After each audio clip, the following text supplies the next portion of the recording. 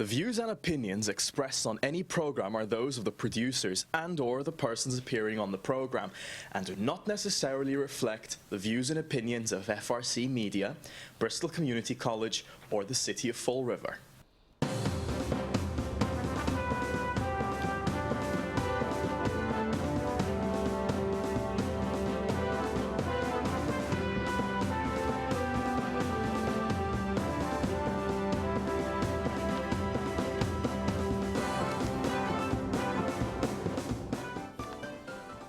Well, hello. Welcome to Spindle City Straight Talk. I'm Chip. And I'm CJ. And it's Monday in the Riv after a very, very bad weekend. The weather was nuts last night, I'll tell you.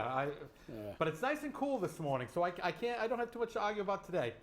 Yeah. But the first thing I want to discuss or bring up is many people know Cardi Brothers Furniture and Mattresses. Nick Cardi died on Friday. He was 71 years old. And he died after a 4-year battle with brain cancer.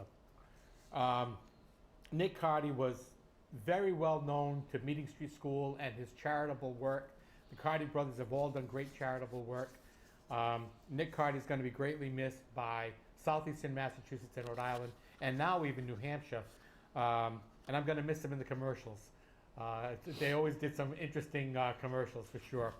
But my condolences go out to the Cardi family, and the funeral is this week. So just keep him in your thoughts and prayers, and go from there. But he was a great guy. Yeah. 4 years is a long time, actually, with brain. Especially brain cancer. I know that's not an easy task. No, it is not. And he had a very long fight. He fought the fight. And obviously this weekend I was talking about the shootings that happened and all the coverage we've had. And we can talk about that a little later, I think, because I think it is worth some talk. Oh, it's definitely worth some time. Because of all the media attention it's getting now and all the politicizing of it and things like that. But we've got triple E virus confirmed in Fall River from mosquito samples.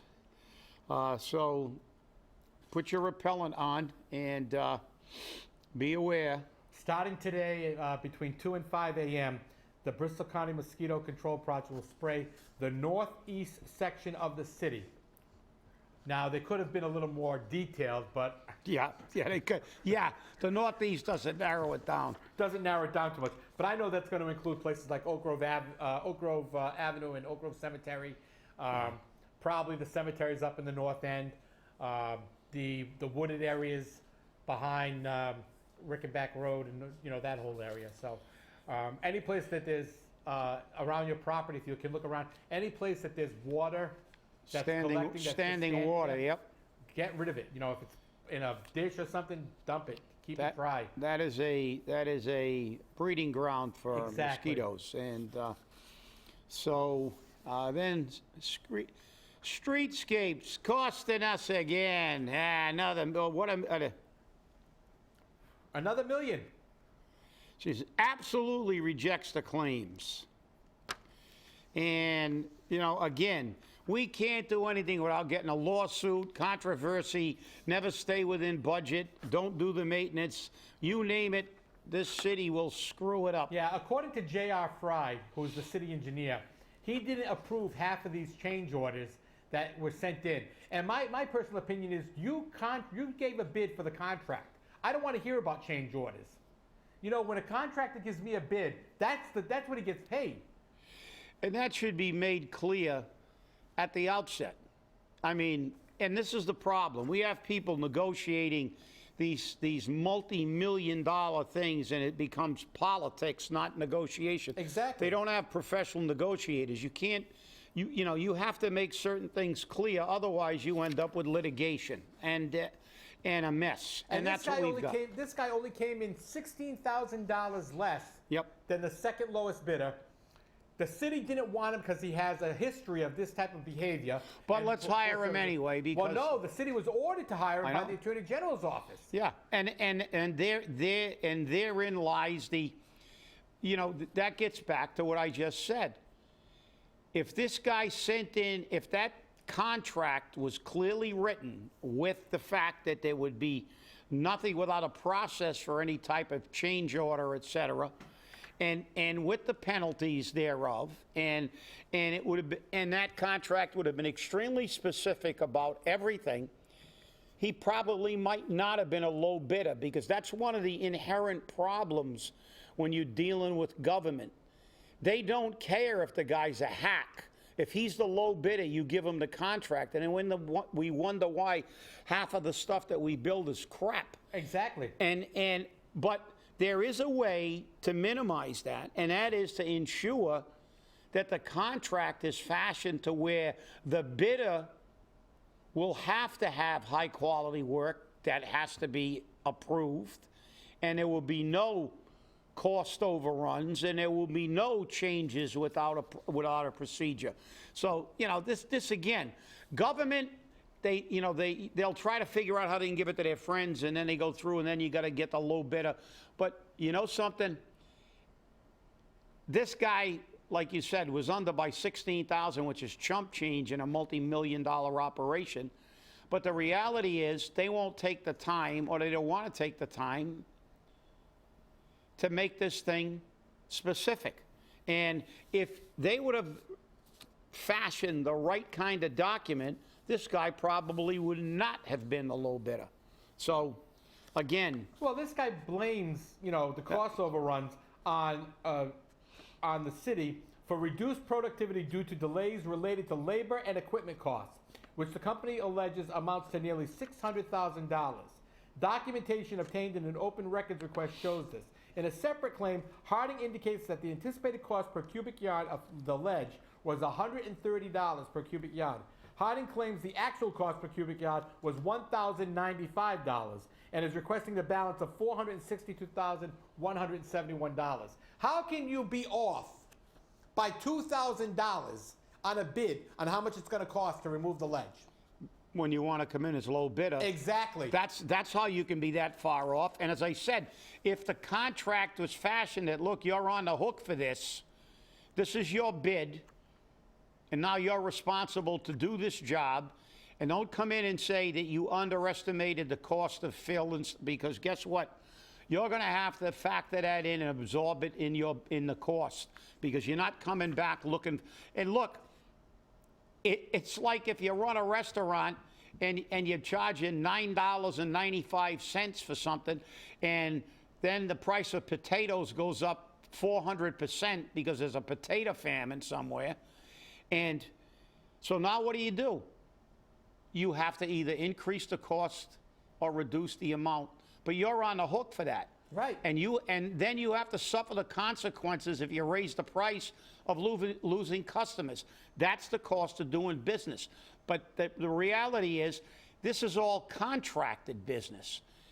So that means that the biggest and most important factor in this entire dance of the chickens is the contract. And it should be done and negotiated by someone who actually knows what the hell they're doing. I got to get a video of a dance of the chickens. So yeah, that's right.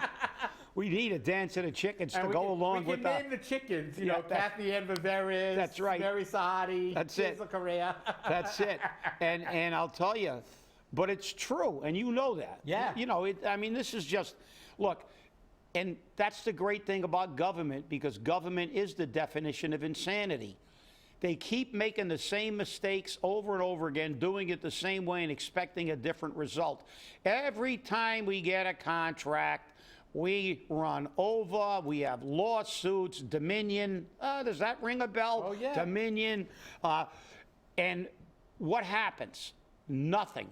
The next time we get into a contract, we have problems again. So, look, forgive me if I'm not surprised. Forgive me if it irritates me, because it does. But you'll continue to let these people stay in their jobs, give them pay raises, reelect them. So shame on you. And now I think we're going into the Fall River Redevelopment Fall River Authority. City Pier, which you got in a little trouble with on your little weekend flush. Again, you irritated somebody. Jeez. I wonder why. Like I care. Yeah, because you actually told the truth. Hey, the problem is that this redevelopment authority that we have now, they have no idea what they're doing. And the governor put, Michelle Dion on there, and she doesn't have any idea what she's doing. By the behest of the governor, didn't know her from Adam. You know, Right, exactly. And the worst part about it was that, you know, she's made comments about she needs to be well informed. We need more information to be well informed on what our options are. Oh, you mean like you were so well informed with the entertainment venue that was put on the city pier that you couldn't do? Didn't they have a full report from the state on the entertainment venue? What its specific use was? No. No, but I'm talking about it's supposed to be marina use, That's right. marina based. But they had a report. Right. They had the information they needed. Exactly. And they also have the copy of the contract or the agreement that they signed with the EPA, which says that the pier will be for marina use only. Now, marina use only means boats. Well, And they already ruled out commercial fishing. They don't want any commercial fishing down at the city pier. Commercial fishing is a big industry. sounds like it's very comprehensive, a very long statement, comprehensive quote. I think it's our responsibility to know the full scope so that we can gain as much knowledge, unquote, said Michelle Dion. Then another quote, just narrow it down to what best suits and what best fits the city. And without knowing the full scope, I don't think you can properly bring it down to one entity. Well, what she's basically saying was we knew what they wanted to use it for and what it was approved for use for, but the mayor didn't like that. Right. So now we want to change the rules so we can see what best fits the city, not what best fits the environment, what is best for the residents of Fall River, but what is best for the mayor. Well, what's interesting... You know, that's just... Look, what's interesting is the political. That's political speak. Yeah. What's interesting is the Herald News put out a survey, developing Fall River City Pier. What do you think we should do with the city pier? Build a marina, a public waterfront park, a private waterfront attraction, a hotel, a restaurant. Yeah, a hotel and a restaurant definitely have a marina portion to it, or other way you can put in your own thing. My personal opinion is we need a public marina, which will have transient dockage. If you're on the Taunton River, there is no way to gain access to the city of Fall River. There is no way whatsoever.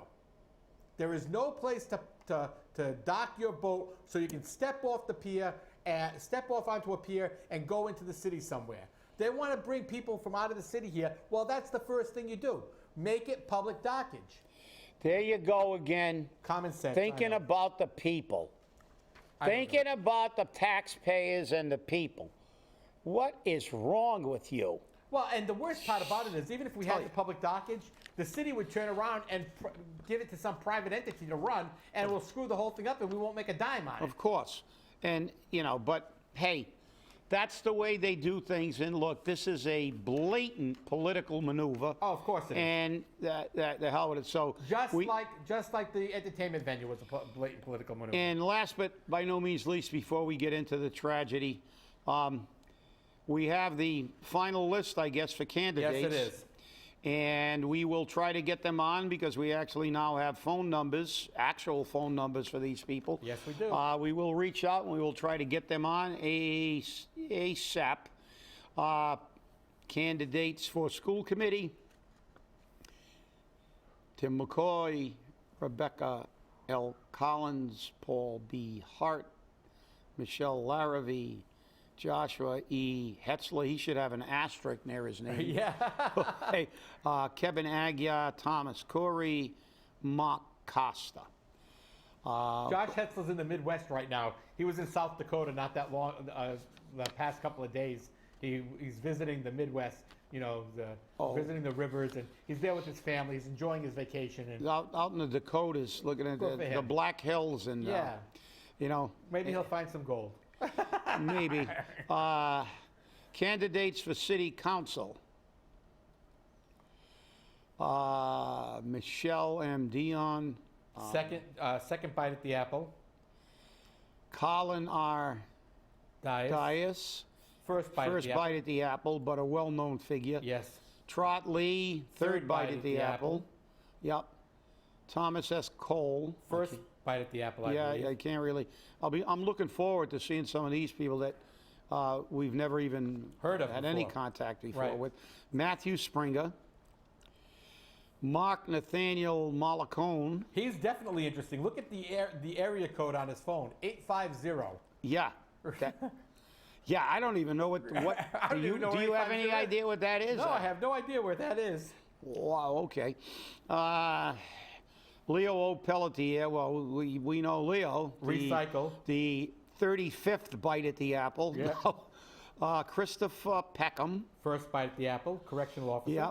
Linda M. Pereira, Recycle. well known. Brad L. Kilby, Recycle.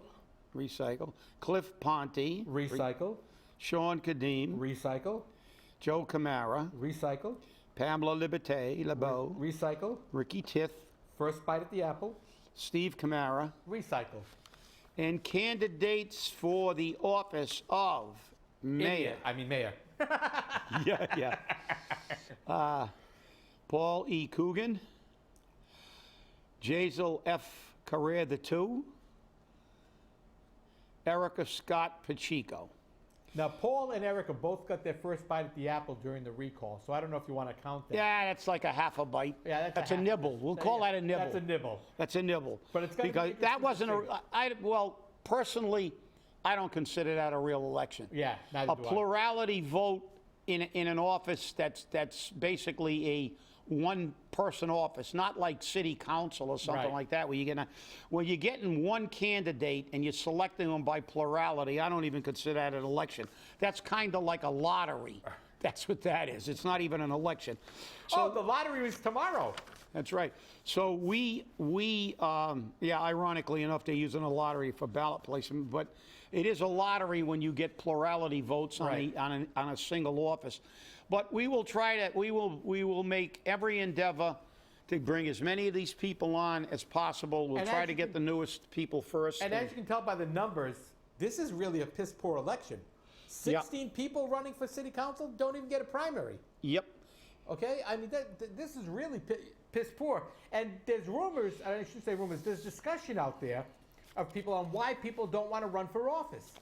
They don't want the headache. And they also feel in many of these offices, school committee and city council, that it's a total waste of time. Exactly. Because even if you have great ideas and you get up there and you die on your sword on every issue for the people of Fall River, you will be outvoted by the political arm of the city council and the school committee. Right. So, and plus the school committee has virtually like no authority. They're all statutorily, education reform was education taken away from the people. That's what that was. Yeah, that was to dumb down because the education they're a system. political. They need to reform because it took away everything. But now, first of all, we have to send our sincere condolences to all the families and people affected by the tragedies we've had. The two shootings. It's In a very short period of time. Yep, back to back, basically. back, yeah. Yeah, it's horrific, and it's inexcusable, and it shouldn't happen. But all those platitudes don't mean anything, and what disturbs me more is the politicizing of this stuff. Again, we see the gun control advocates thinking we can legislate it away. I see Cicilline on there whining again, like it's going to eliminate it. It doesn't. Look how much passing law has done for controlling drugs. We've been passing laws since the 60s against drugs, against drug trafficking, against everything. And look how well that's worked out. Just say no. Yeah, exactly. This is your brain. This is your brain on drugs. You remember that commercial? I remember those eggs all the time. I remember those eggs getting fried. But look how much all that stuff is done. Nothing. Legislating isn't going to do it because these are individuals perpetrating these things, each with their own unique set of circumstances. They talk about, now they're trying to affix a commonality. It's not. One guy might be a white supremacist, one guy might be Antifa, somebody else might be a disturbed individual who's been picked on by his classmates and whatever. It could be religious based, it could be anything. And that's the problem. Politicians try to con you into trying to look for one root cause that they're going to eliminate. Take all the guns off the streets. Well, first of all, let me let you know that there were more murders by hammer than there were by guns. So next thing, we can eliminate hammers, but then they'll use axes. The reality is they're talking about assault weapons, and I understand that argument to a degree, but the reality is getting rid of assault weapons is not going to cure multiple fatality incidents. Does anybody that's in Congress realize that handguns now carry 15 rounds of ammunition? Can be reloaded very quickly. These are not sniper incidents. There's not somebody over there with a high-powered rifle taking people out like they did at the MGM Grand. This is a shooter walking into a target-rich environment at close quarters and taking people out. He could do just as much damage with 2 9mm handguns and a whole bunch of clips, which are easy to carry. So, what am I saying? I'm saying, in my personal opinion, the problem is people. And it's a problem we can't cure.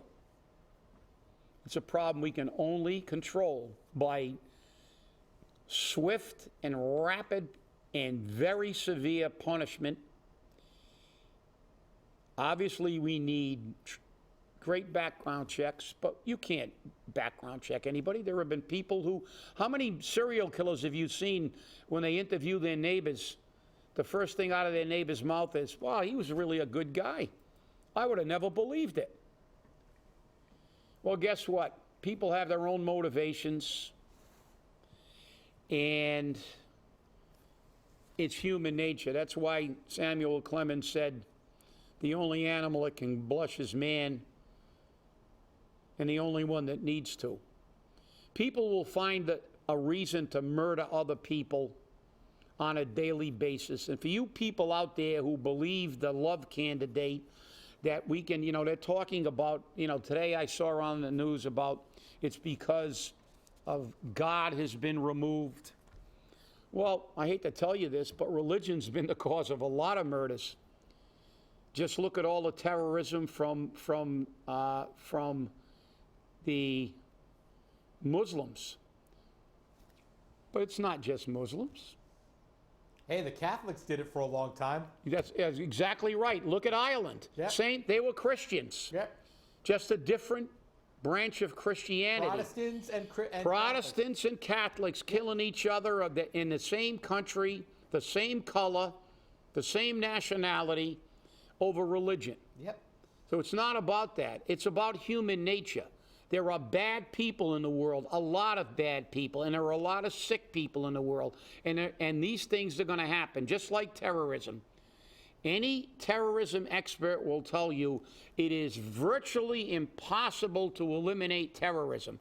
If somebody is willing to die to perpetrate an act of terrorism, they will get it done. But you can minimize it. I mean, just look at Britain during the time they were having problems with the IRA. Try to go through Heathrow Airport. They had military personnel, bomb-sniffing dogs. They had, Heathrow Airport, or go to Israel. With all the terrorist states around Israel, how many terrorist acts do you see in their airports versus our airports? Far less. And they are in a far more hostile environment than we are. And again, that's another one. That it's another one over religion. Over religion, exactly. You know, CJ, this is it. The bottom line is it's about people. That's right. There are bad people in the world, and our politicians keep trying to convince us that we can eliminate it because everybody is fundamentally good. And that is absolute crap. I mean, look at we've had genocides all over the world. Rwanda, Armenia, back to the Holocaust of the Second World War. Yep. Armenia was the first genocide of the 20th century was the Armenian genocide. There are genocides being perpetrated, ethnic cleansing all over the world. Your argument doesn't hold any water, people. No. That most people are good. Most people are greedy. They want power. They want money, or they want revenge. Are you talking about former politicians? Yeah, I'm talking about everybody because I know. Because you know something, I'm tired of the BS they keep feeding you. When I turn on stuff like this, I have such tremendous sympathy for the families and such respect for the police officers who went in and put their lives on the line. And then it irritates me when I see politicians again just totally screwing this thing up with their BS because, you know, you're right. I will agree, assault weapons. And for you, assault weapon, and I'm a gun guy. I think everybody you should be able to own a gun. It's your constitutional right as a law-abiding citizen. Should we have stringent background checks? Yeah. But look, I'm going to tell you something. The first shooting, as soon as I heard it, before they identified it, I knew it was an AK. I know what an AK-47 sounds like. It's a very unique report. AK-47, M16s, AR-15s, same fundamental weapon. They are assault rifles. And for the gun advocates who say you need this for home defense, they're lying. Both of these weapons were designed for military assault. Their muzzle velocities, an AK-47 muzzle velocity is 2,300 feet per second, and an AR-15 or an M16's muzzle velocity is 3,200 feet per second. A lot of people don't realize the M16, the AR-15, whatever you want to call it, was developed to circumvent the rules against dum-dum rounds by the Geneva Convention. The original the original AR-15, M16, fired a .223 round, very light, small projectile. With a muzzle velocity of 3,200 feet per second, it flipped the bullet. The bullet flipped in the air. It was created to cause maximum damage upon impact. If it hits you in the hand, it takes your hand off. If it hits you anywhere, it creates a wound. If it doesn't kill you, it will create a wound that will require you to be evacuated, because a wounded man is more valuable to the enemy than a killed. They kill somebody, he's out of action. If you wound somebody, you got to tie up personnel to evac him. Get him, medevac him, treat him on the battlefield, ties up combat resources. I know. I was one of the first individuals in the military to get an M16. At Fort Bragg, Special Forces, when I was there, we were the first people to see a demonstration. So if you think that we're going to cure this by thinking that there's some kind of law we can pass, take a note from Israel, take a note from England when they were having trouble with the IRA. Accept the fact that most people are not good and base your strategy on that. Well, and again, my absolute heartfelt condolences to the family and a salute to every police officer and first responder who responded to those scenes. definitely. Thank you for watching. We'll see you on Wednesday.